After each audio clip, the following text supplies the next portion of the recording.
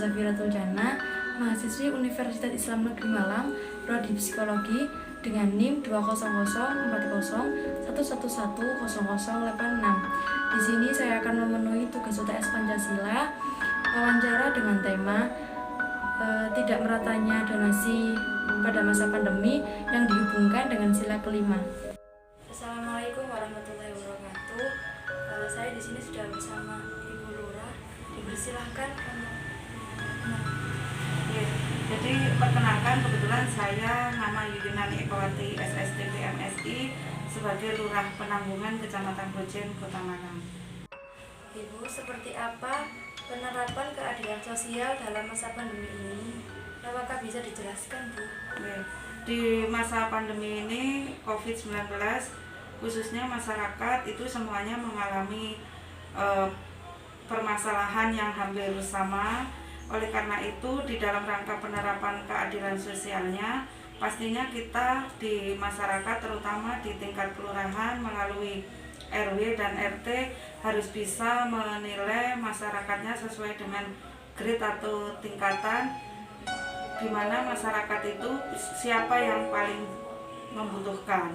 Ini yang tahu adalah pengurus RT maupun RW yang ada di tengah-tengah masyarakat. Kalau dibilang membutuhkan, semua masyarakat pasti membutuhkan, tetapi tidak semuanya bisa tercover. Oleh karena itu harus ada pemilahan atau grade yang dilakukan oleh ketua RT dan RW di wilayah masing-masing. Telah merubah cara pandang masyarakat dalam interaksi sosial. Interaksi bagaimanakah yang tepat dalam mewujudkan masyarakat yang sejahtera? Iya benar, bahwa pandemi ini akhirnya ada hikmah positif yang harus kita ambil bersama, bahwa di tengah-tengah masa pandemi COVID-19 ini banyak sekali permasalahan-permasalahan yang timbul di masyarakat, khususnya masalah ekonomi. Oleh karena itu kita, terutama masyarakat di Malang Raya ini, Kota Malang khususnya, harus tetap bertanggung jawab terhadap permasalahan ini secara bersama-sama. Oleh karena itu, berbudaya yang ketimuran harus selalu kita laksanakan, terutama dalam rangka kebersamaan, kegotong royongan, dan saling memberi. Kedermawanan ini yang akhirnya muncul di tengah-tengah masyarakat di masa pandemi COVID ini, sehingga yang merasa lebih mampu bisa membantu yang benar-benar membutuhkan, sehingga akan muncul kebersamaan di masyarakat itu untuk bersama-sama mengatasi permasalahan di masa pandemi COVID ini. Mengapa sampai terjadi tidak meratanya donasi pada masa pandemi ini? Ya, jadi donasi itu ada banyak sumber, baik dari tingkat pusat, kemudian ada yang dari provinsi maupun dari Kota Malang, dan juga selain pemerintah juga banyak sekali, terutama di penanggungan itu juga bantuan dari pihak-pihak swasta, perguruan tinggi yang berada di sekitar wilayah penanggungan. Nah, kadang ada kesan tidak merata. Ini bagaimana? Karena kami masing-masing wilayah itu sudah punya kuota berapa jumlah bantuan yang bisa diterima di wilayah kami, khususnya di penanggungan. Sehingga antara kuota yang kami terima dengan usulan daripada orang yang mengusulkan menerima bantuan ini tidak seimbang, sehingga seolah-olah kesannya memang tidak merata karena memang tidak bisa tercover semuanya. Akan tetapi ini ada solusinya. Jadi di kami yang tidak tercover itu dari bantuan pemerintah, untuk sementara kami backup dari bantuan-bantuan yang diberikan pihak swasta ataupun perguruan tinggi.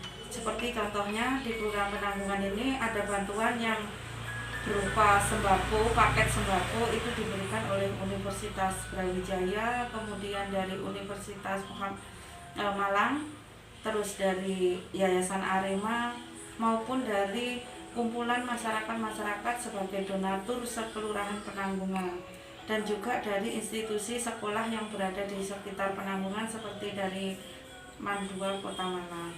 Jadi itu solusi yang bisa kita ambil di tengah-tengah tidak meratanya bantuan yang diterima. Pendataan masyarakat kurang mampu seringkali dilakukan oleh petugas yang berkepentingan, tetapi realisasinya data tersebut seringkali tidak dipakai sebagai acuan penerima bantuan dari pemerintah. Di mana kira-kira letak kesalahannya?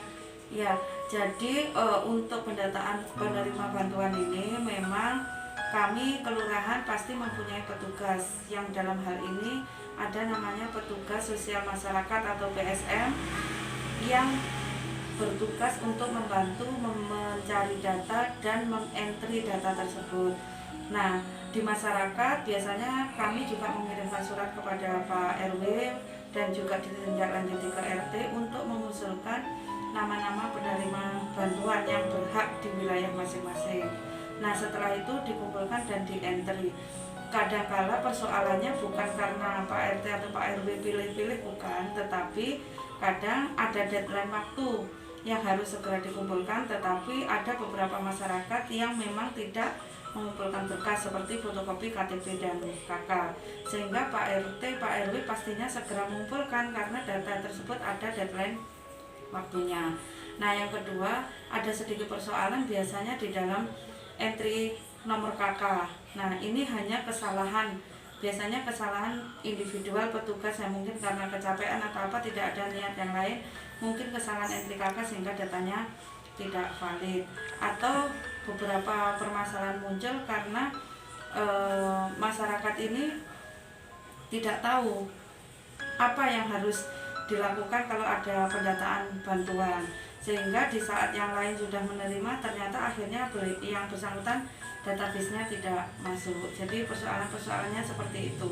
Saya kira Pak RT, Pak RW tidak mungkin bertindak bahwa hanya orang-orang tertentu yang diberi, pasti tidak, karena masyarakat semuanya sangat membutuhkan.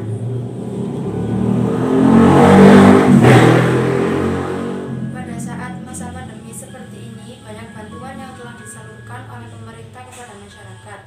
Kenyataannya di lapangan masih banyak masyarakat yang kurang mampu, belum mendapatkan bantuan tersebut. Siapa seharusnya yang paling bertanggung jawab? Ya, sebenarnya banyak sekali bantuan yang diberikan oleh pemerintah kepada masyarakat, akan tetapi yang seperti saya bilang tadi, tidak semuanya bisa tercover atau terpenuhi karena ya tidak berimbangnya antara kuota yang ada dengan jumlah pengusul bantuan.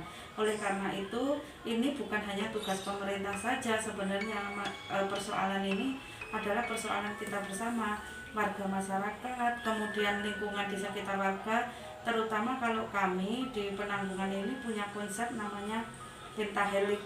Jadi tidak hanya tugas pemerintah saja, tetapi ada dari warga masyarakat, ada dunia usaha, ada perguruan tinggi, dan ada media massa.